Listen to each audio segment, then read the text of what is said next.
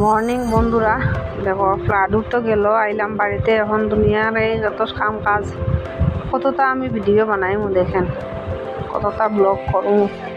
ঘুম তো উঠলাম, উঠিয়া আজকে এই ভিজা কাপড় হালকা রেটি একটু দিলাম রোদ্রত দিয়া রাখিয়া।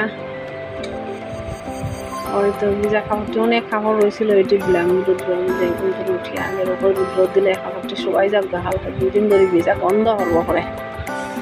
আর আমার ব্লগ কেন যে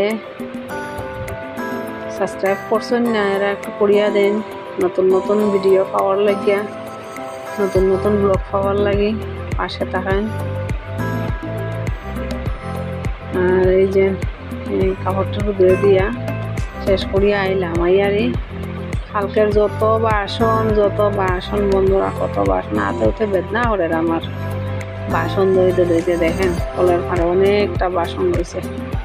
তো বাসন টাসন ধুইলাম, ধুইয়া এটা জলে দিচ্ছে, ফ্লাডের পুরা পেক লাগাইলে এমনি রয়েছে। এই অল্প অল্প করে পরিষ্কার করতেছে।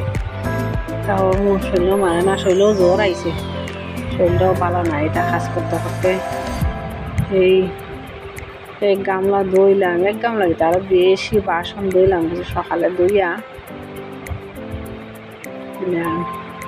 হাত দিয়ে মাছটাও পারতাছি না, হাতে কাজ করতে করতে হাতের মধ্যে এত বেদনা, হাতটা লাড়িতে মারি না। কিতা করবা, এই সংসারের কর্ম তো করা লাগবো। তাই ওই এখন ভিডিও বানাইলে এই ব্লগ কান বানাইলাম। এই যে বাসনটি ধোয়া শেষ করে নিলাম।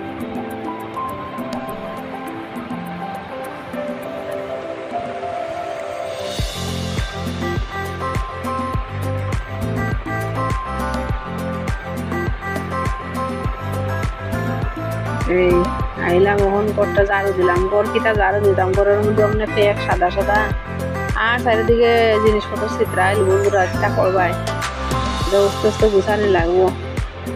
তারপরে একটু ঝাড়ু দিলাম। ওই যে ওই দেখো কত বাদ আছে ঘরের মধ্যে।